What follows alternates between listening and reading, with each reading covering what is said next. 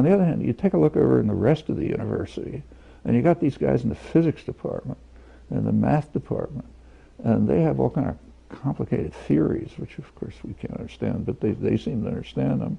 And they have, principles, and they deduce complicated things from the principles, and they do experiments, and they find either they work or they don't work, and that's really impressive stuff. So I want to be like that too. So I want to have a theory in literary, in the humanities, literary criticism, anthropology, and so on. There's a field called theory. We're just like the physicists. They talk incomprehensibly. We can talk incomprehensibly. They have big words. We'll have big words. They draw, far-reaching conclusions. We'll draw far-reaching conclusions. We're just as prestigious as they are. Now, if they say, well, look, we're doing real science and you guys aren't, that's white, male, sexist, bourgeois, whatever the answer is. How are we any different from them? Okay, that's appealing.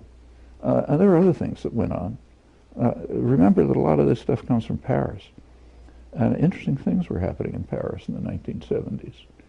The French intellectuals were the last group of intellectuals in the world who were dedicated, overwhelmingly, not 100%, but it was very standard and respected to be a dedicated Stalinist and Maoist.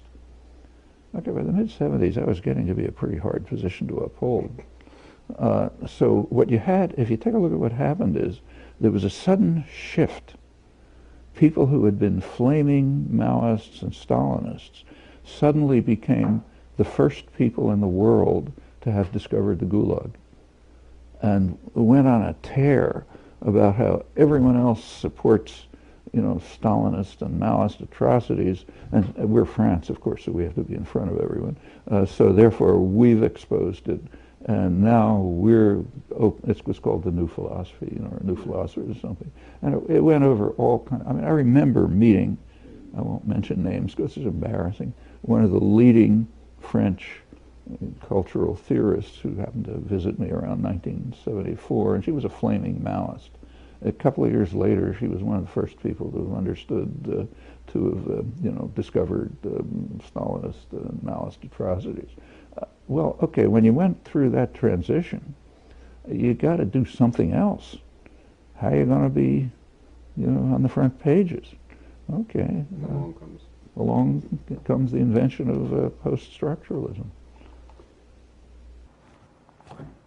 All right, what about religion? What do you think religion is? Well, for one thing, it's virtually, depending on what you mean by